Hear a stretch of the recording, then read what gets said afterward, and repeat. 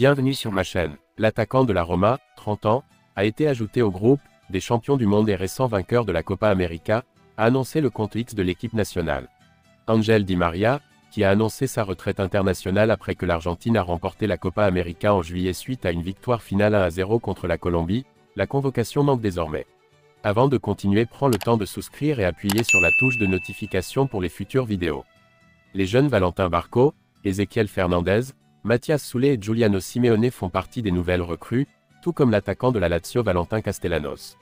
L'Argentine, actuellement en tête des qualifications sud-américaines pour la Coupe du Monde 2026 en Amérique du Nord, accueillera le Chili le 5 septembre avant de se rendre en Colombie le 10. L'ancien partenaire de Luis Suarez et Lionel Messi à Barcelone, le gardien de Kylian international Claudio Bravo 41 ans, a annoncé ce lundi sa retraite du football dans une vidéo publiée sur ses réseaux sociaux. Bonjour à tous, à travers cette vidéo je souhaite annoncer que je quitte le football professionnel, a-t-il déclaré dans une vidéo sur son compte Instagram, où il a remercié ses coéquipiers et les clubs où il a joué ainsi que l'équipe chilienne. L'international chilien a fait sa première étape en 2003, lors de ses débuts avec l'équipe chilienne de Colo-Colo, où il a ajouté 2 titres nationaux. Il part en 2006 pour l'Espagne, où il joue la majeure partie de sa carrière, dans des clubs comme la Real Sociedad, le FC Barcelone et le Real Betis, son dernier club. Les discussions de Pep Guardiola et Lionel Messi se sont tournées vers Liverpool lors d'une rencontre entre les deux hommes pour une décision qui pourrait permettre à l'attaquant de rejoindre Manchester City.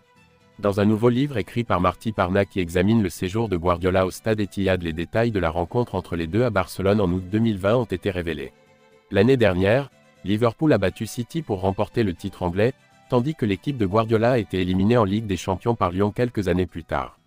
Et maintenant, un nouveau livre révèle la rencontre de 6h30 au domicile de Guardiola. Ce livre dit que Messi est prêt à quitter Barcelone pendant l'événement et à s'installer dans la capitale dès que possible. Et l'un des sujets abordés lors de cette conversation était celui de Liverpool. En Messi, Pep a trouvé quelqu'un qui en sait beaucoup sur le football mondial. Il est mentionné dans le livre par la lecture, ils ont clairement une bonne vision du football et une bonne compréhension des concepts, des changements tactiques et des innovations dont ils parlent. Ils discutent de Liverpool et du Bayern, Antonio Conte et Thomas Tuchel, Kevin De Bruyne et Kalidou Koulibaly. Pep lui parle de l'équipe de City, de ses nouvelles recrues et des défenseurs qu'il surveille. Léo a sa propre opinion sur tout cela. À la fin de la rencontre, il semble qu'il y ait une rencontre entre l'entraîneur principal et le joueur qui leur plaira, on peut l'imaginer.